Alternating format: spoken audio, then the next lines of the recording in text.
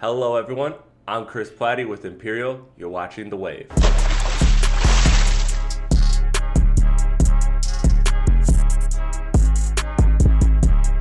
On the heels of receiving the Billboard Music Award Artist of the Decade for the 2010s, Drake recently went to Instagram to preview a new track called Fair Trade off the much anticipated Certified Lover Boy album.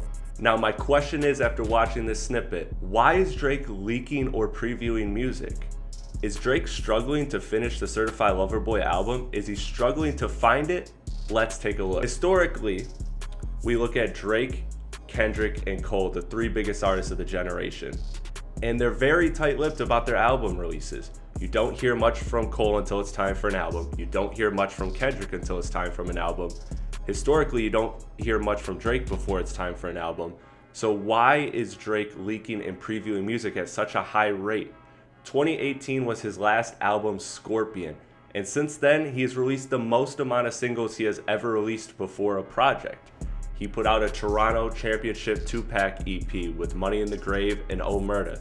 Then he followed that up with Tootsie Slide, which was supposed to be the lead single of an album, but ended up being the lead single of an album full of leaks and previews and demos, and sounded like just half-ass records thrown together for no apparent reason. Then you have his single Laugh Now, Cry Later with Lil Durk, which features a music video shot at Nike's exclusive compound.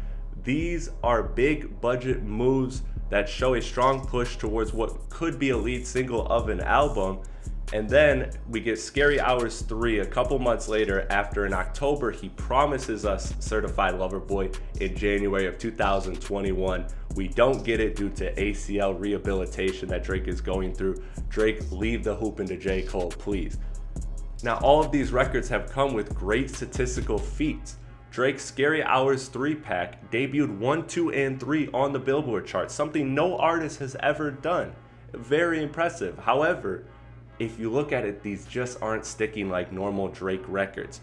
They're not sticking like a God's Plan or a Nice for What. They're popping up on the charts at the top of the charts because they're Drake, and they're falling down. And that just doesn't make sense for an album that everybody is talking about, anticipating. Everybody is waiting for this Drake album. So why is everything he's releasing not sticking despite there being a huge craving for this album?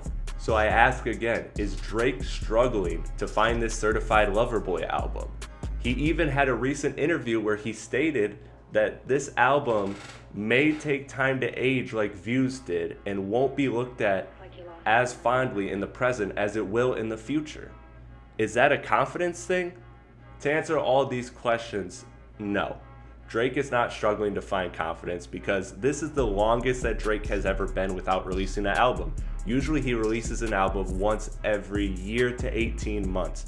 He likes to do what Jay-Z does in that blueprint of just always being omnipresent, always being there, always being the center of attention.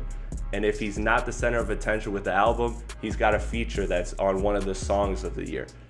In my opinion, with these single snippets and previews, all we've gotten from Drake is what I want from Drake. I like rapping Drake, but I like him to do it with a little bit of a melody so he doesn't sacrifice the catchiness of a Drake song, but he has the stronger punchlines. And that's what we've gotten with Laugh Now, Cry Later, the entire Scary Hours 3-pack.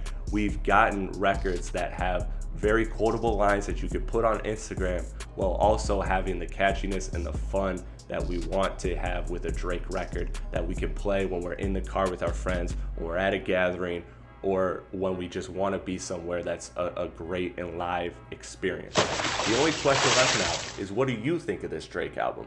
Are you excited for it? Are you sleeping on it? Tell me your thoughts in the comments below. And as always, check back to The Wave when the album comes out. We will be definitely talking more about this Drake album.